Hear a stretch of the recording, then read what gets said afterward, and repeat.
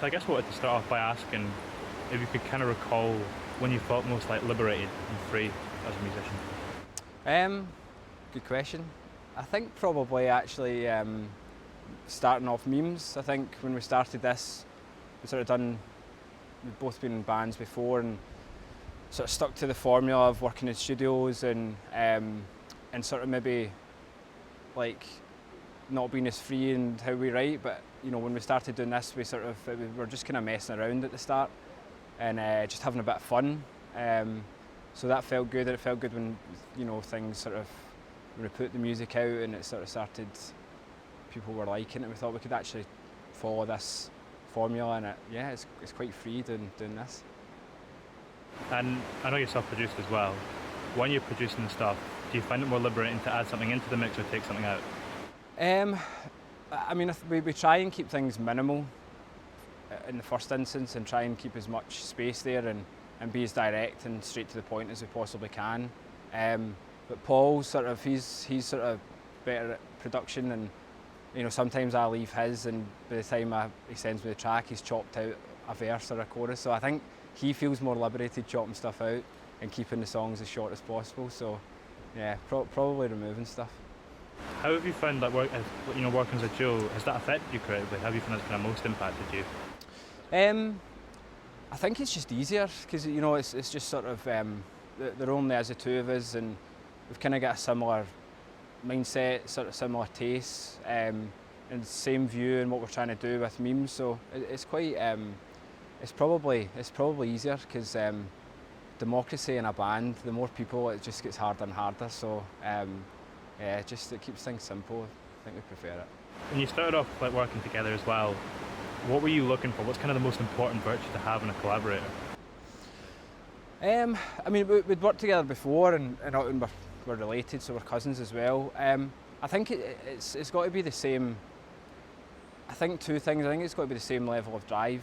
If you work with people that don't have or don't want to sort of take things to the same place, then it's never going to work. But I think similar tastes is important as well. We never really have much or any disagreement about like the style or anything like that. It's pretty much the one. Again, it's easier with two people, but it's very sort of direct.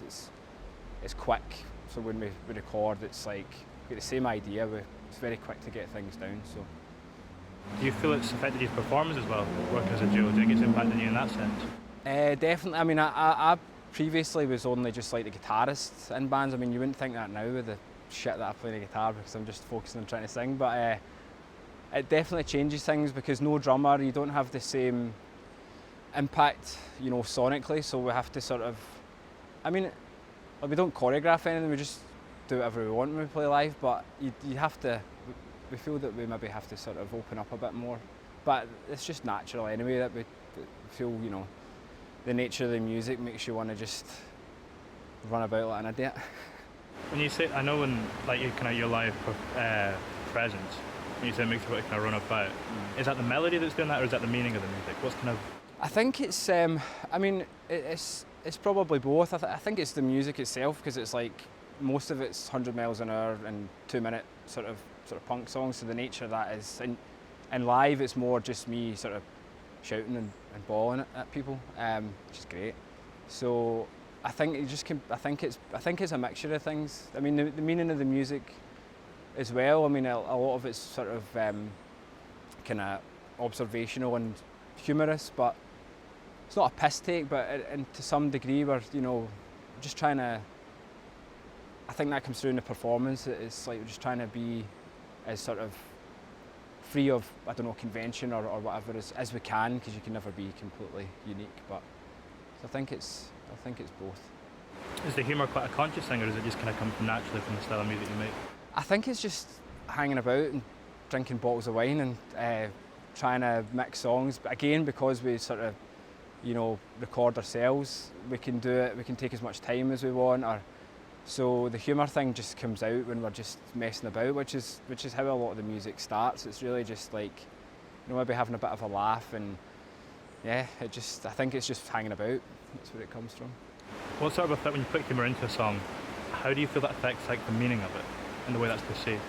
I mean, I think it's probably not for us to say, but like the music's not, it's not like political, and at least not in the sense, it's not like protest music. But I suppose everything's political, and if it's like sort of observational, then the sort of, you know, one of the main tools that's used by commentators is like satire, and I suppose it's kind of hard not to, if you're just talking about maybe everyday things, and it just lends itself to like being sort of adding some humour in, or if you're talking about walking about in a supermarket or something, then, you know, it's mundane, so that, you know, it just feels natural to add some humour to that and have a bit of fun, be playful with it. Do you get inspired in the moment for a lot of the things for your song, or is it something you're kind of reflecting on things afterwards? I mean, it depends, like, you know, who's writing it, or I think it's probably just like one idea, or I don't know, something that like Paul sees, or if it's something I see, and then it just goes from there, and then you just sort of work the song around it. So it's probably just more a thought, and then it comes from there. But it usually starts with the music anyway.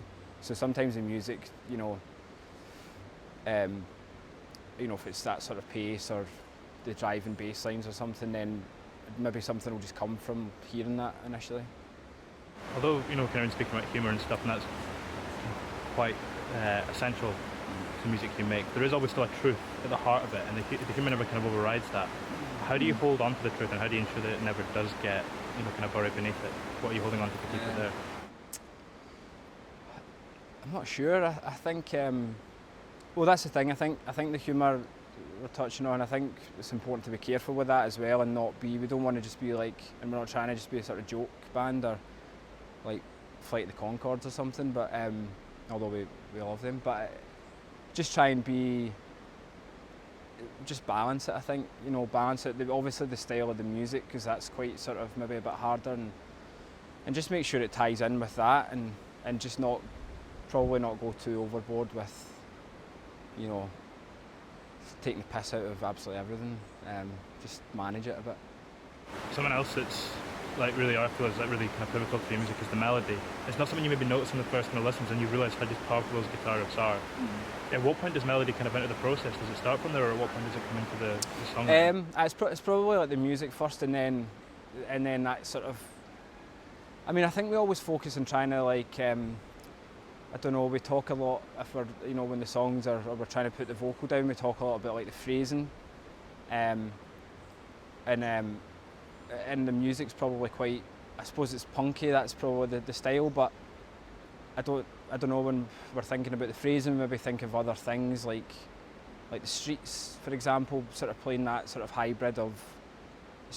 Obviously it's not hip hop what we're doing, but try and have that in the back of our head, not just to be shouty, but maybe sort of keep the melodies sort of slightly different from the style of music in a way, so that it's to give it something fresh. I think that's what we try and aim for. Blur the lines with genre as well a wee bit. I try and cross genres if we can. I mean, we don't like to stray. I mean, musically we just try and keep it direct, keep the lyrics direct, keep the song short. But I think, if we hear other things, I mean, there's a few things in the songs we kind of litter them with like little parts that we've heard from other genres, basically something like completely out with what we're trying to do. How do you feel that like the directness that you're speaking about is related to the intensity of the music as well? How do you feel they kind of feed off each other? What you mean, not the lyrics? Just the intensity of the music in general, the atmosphere. How do you feel the directness kind of ties into that? There's a connection there. I think